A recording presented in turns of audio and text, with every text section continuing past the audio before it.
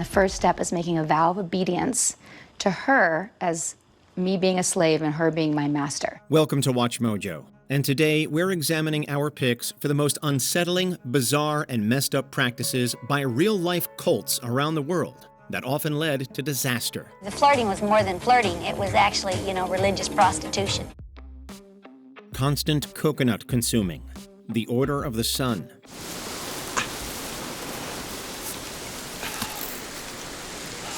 August Engelhardt was in his early 20s when he joined the Youngborn, a cult focused on vegetarianism and nudism.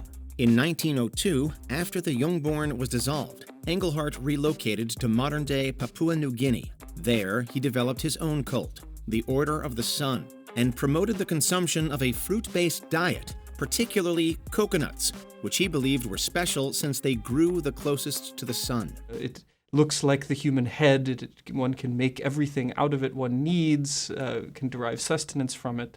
And so he plans on establishing this cocovore colony. At its peak, around 30 followers joined this coconut cult. However, relying on coconuts as a primary food source led to many members' deaths. Engelhardt himself lost a lot of weight, which was compounded by a drought, and he developed various illnesses. He ultimately passed away in 1919 at the age of 43. Mass weddings. The Unification Church. Would you let your parents pick your spouse? How about your religious leader? For members of one controversial movement, marriage is part of their Messiah's grand vision. In 1954, Sun Myung Moon formed the Unification Church in South Korea, declaring himself the second coming of Christ. Not long after, Moon began arranging for members to get married to each other. These ceremonies were believed to free the couple and their future children from original sin. Starting today, I hope not just to love each other, but I want to form a family where I can share all the love with people around me. Moon relocated to the U.S. in 1971, and the ideologies of the group soon began to gain popularity there. In 1982, the Unification Church began its first mass holy marriage blessing ceremony in New York with 2,000 couples. Over the years, thousands more have participated in these ceremonies, often marrying people they've never met before, who were chosen by Moon and other leaders. From an American culture's standpoint, it's not normal to be married with, hundreds of other couples, but really objectively, we don't feel like it's actually that strange. The Game. Synanon. Synanon was founded by Charles Dietrich Sr. in 1958, originally as a rehabilitation program. Synanon was revolutionary. It was addicts helping addicts. It was such a deep comfort. In 1991, the main U.S. branch was shut down due to a slew of scandals and crimes committed by the cult. However, it still survives in some countries. To control its members, Synanon introduced The Game, a twisted form of group therapy. During the game, one person is selected, whom the others would then verbally tear apart, picking on their weaknesses, talking about their secrets, and humiliating them. In Synanon, within the Synanon game, we were able to tell our truth and we were accepted within that place. Wow. Once you were done, you would get up and you'd leave. The chosen person had to agree with the attacks. If they resisted, others would join in, which only intensified the tirades. The game was later turned into a 72-hour ordeal, increasing the brainwashing even more. Violence became a solution for Chuck at some point.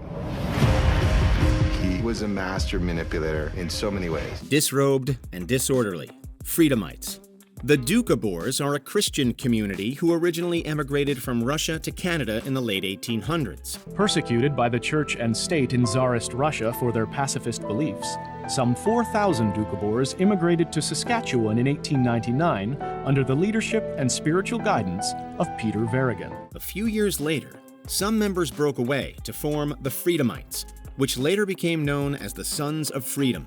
This new group rejected materialism and opted to educate their children themselves rather than send them to government-run schools.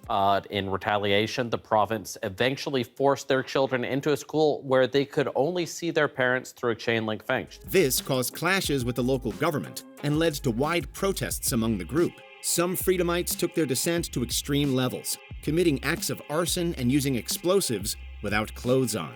The cult believed that uncovered human skin, which was created by God, was more perfect than fabric, made by imperfect human hands. It is not a failure of the Society of British Columbia to adapt to the Sons of Freedom. It is rather a failure of the Sons of Freedom to adapt to British Columbia. And that failure is marked by police reports, which I get every week. Sacrifices to protect criminals, the Narcosatanists. Born in the U.S. in 1962, Adolfo Constanzo eventually settled in Mexico City, where he would perform animal sacrifices, claiming it helped cartels in their criminal activities. This enhanced the reputation of his cult, the Narcosatanists, with gangs in the area. Believing he actually possessed magical powers, Constanzo moved from using animals to the bodies of the deceased, then to live human sacrifices. In 1989, after taking the life of American student Mark Kilroy, Constanzo fled with some of his followers. Before he could be arrested, he commanded his followers to kill him. Mark's parents say they would have liked to see Constanzo captured rather than killed. The Kilroys plan to remember their son by setting up an anti-drug foundation in Mark's honor. Afterwards, several cult members were apprehended and convicted for their crimes. It is believed that the Narco-Satanists' rituals claimed up to 26 lives. Extreme Sweat Lodge, Spiritual Warrior Retreat. After finding his feet in motivational speaking, James Arthur Ray began promoting New Age beliefs with self-help advice. There's at least one area of your life where you know you deserve more. This led to him hosting several spiritual warrior events, which involved testing the participants' resolve by putting their lives in danger. And you were seeing a progression over time of more extreme activities, and he kept trying to top himself each year.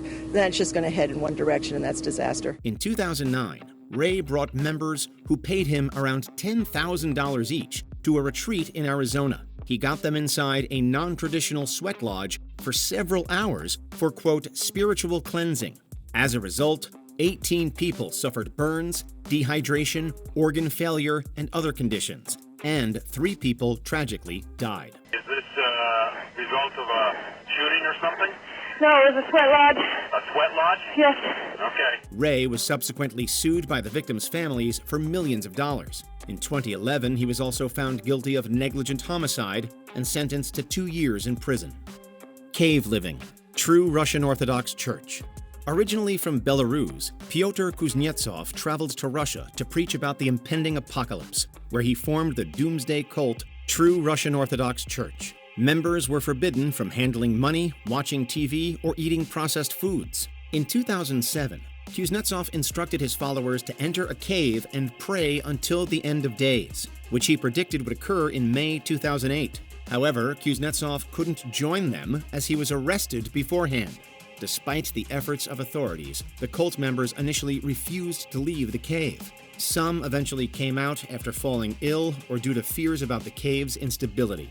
In May of 2008, the remaining 9 members were forced to leave after the corpses of 2 deceased people released toxic fumes. Flirty fishing, Children of God.